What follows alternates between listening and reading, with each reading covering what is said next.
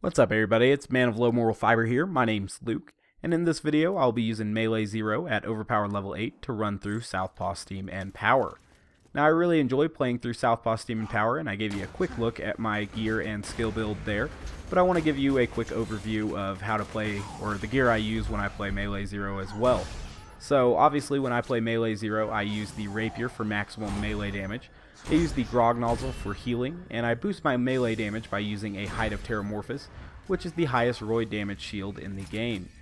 And to strip the Height of Terramorphous, I use the legendary Chain Lightning Grenade from the 4th campaign DLC, Tiny Tina's Assault on Dragon Keep. I also use a legendary Ninja Calm to further boost my melee damage, and I use a Bone of the Ancients as well. The Bone of the Ancients is primarily to boost my cooldown rate, but it also has the bonus of a multiplicative fire damage boost as well. And that works out well because as complement to my Rapier and Grog Nozzle, I use 2 Pimpernels ordinarily when playing Melee Zer0 for damage while I'm outside of Deception. One is always going to be in Slag because the Pimpernel is one of the greatest slagging weapons in the game, and the other is going to be, a corresponding element to the area I am playing in. Obviously, with a high concentration of flesh enemies in this particular area, I'm going to be using a Fire Pimpernel. If I was in a more armor-heavy area, I would most likely use a Corrosive Pimpernel. And that's how I play Melee Zer0, and I really enjoy playing Melee Zer0, so much so that I wanted to go back and redo some of these videos now that YouTube has finally enabled 60 FPS uploads and playback. I think it's kind of a shame that it took so long for the 60 FPS uploads and playback to become available because it's pretty late in Borderlands 2's life cycle now, but that's not enough to dissuade me from going back and remaking some of these videos. The map I'm doing today is Southpaw Steam and Power. I really enjoy this map. It's probably my second favorite map to run through from the main game, right behind and not very far behind Heroes Pass, which I did yesterday. And I just really enjoy playing Melee Zer0. I think he's one of the real treats in recent gaming history. He's just really fun to play. Just Zer0 in general. It doesn't have to just be Melee Zer0, but any type of Zer0. But as far as mobbing goes, Melee Zer0 is probably my absolute favorite. This map is pretty unique. It's very close quarters, and it has 4 different mini-bosses, Assassin Watt, One, Wreath, and then finally Assassin Roof, who all have a chance to drop unique items, and also the legendary doll SMG, the Emperor.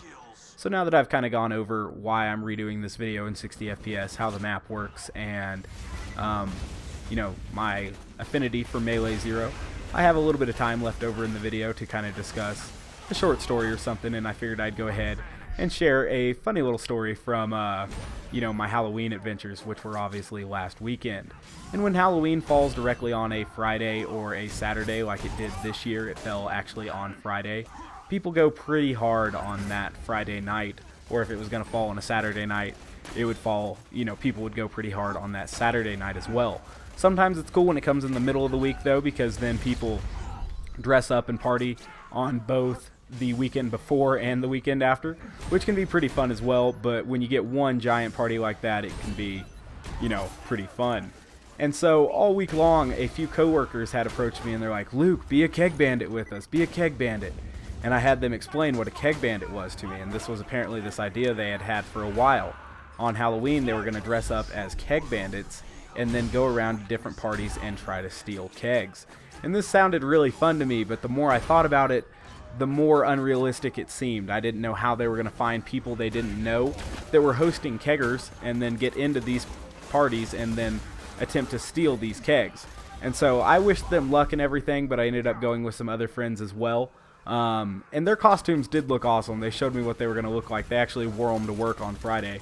But I ended up not going with them, and I went with some other friends. And we went out to the bars and everything. In case you guys are curious as to what I dressed up as, I was Link from Legend of Zelda.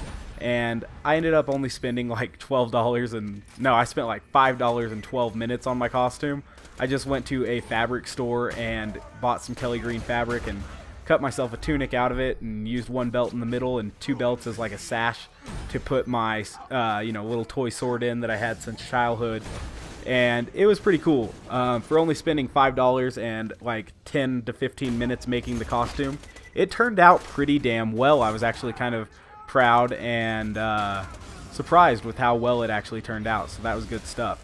Anyway, so I go downtown with some friends, and we have a good time at these bars and everything like that. And I had wished my other friends luck, my coworkers, you know, with their keg bandit plan and everything like that.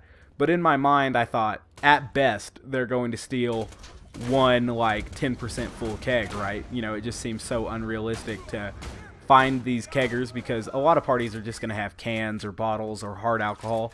It seemed like it would be difficult to find keggers in my mind. But apparently it wasn't, because at around 2:30, while we're waiting, probably closer to 2:15, after the bars had closed and we were waiting for cabs, my friends called me and they're like, the keg bandit succeeded, the keg bandit succeeded. They sound absolutely wasted. But apparently, you know, 4 of them had just gotten real drunk and began to steal these kegs, and they were going to parties and telling people that they were hamburglers. And they did. They looked just like the hamburglers from old McDonald's advertising campaigns. And then when no one was looking, they would steal these kegs, and they had one designated driver, and they had a big ass like expedition that they would throw these kegs in and then drive away and find the next party, etc. And apparently they were just going around the local campus and just looting these young kids' parties. Like, these guys are all about 30-ish, or at least pushing 30, between like 26 and 30. And they would just steal these kegs from these kids, and I thought it was pretty damn funny. Because when I had got there, you know, I'm thinking, oh, at best they maybe have 2 kegs, right? They have, I kid you not, 8 different kegs, 2 of which are completely full. And they just went around and stole kegs from people. And it was pretty funny to me, because, you know, these guys aren't even in college anymore, and they just went around and looted all these college parties. Oh my god, I can't even talk about it without laughing. Anywho, it's pretty funny, and it gets funnier because we start drinking this all night, and it gets to, I don't know, 8 a.m., the sun's coming back out, or the sun is back out, and eventually the campus paper reporter or photographer guy, who's one of their friends apparently, shows up to their place. And I had brought all the friends that I went downtown with, and we were all there and everything like that.